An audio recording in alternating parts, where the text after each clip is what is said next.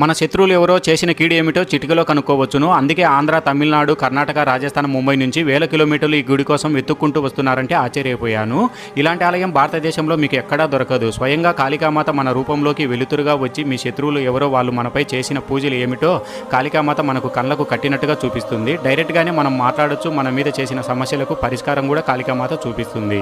First నాకు నమ్మకం కుదరక నా ఫ్రెండును కూర్చోబెట్టాను. కాళికామాత దగ్గర ఉన్న త్రిశూలానికి ఒక నిమ్మకాయ గుచ్చి అది చేతిలో పెట్టి ఇంటి దేవుని కాళికామాతను తలుచుకుంటే చాలు అతని మనసులో నుంచి వస్తున్న నిజాలు, శత్రువులు ఎవరో వాళ్ళు చేసిన చెడు ప్రభావాలు నేను స్వయాన విన్నాను.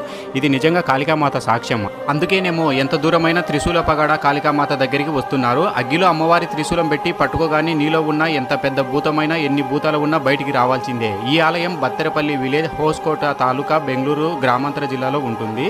వచ్చిన భక్తులకు ఇక్కడ నైట్ స్టే చేయడానికి తగిన సౌకర్యం కూడా ఉంది. మరియు నిత్య అన్నదానం జరుగుతూనే ఉంటుంది. జీవితంలో ఒక్కసారైనా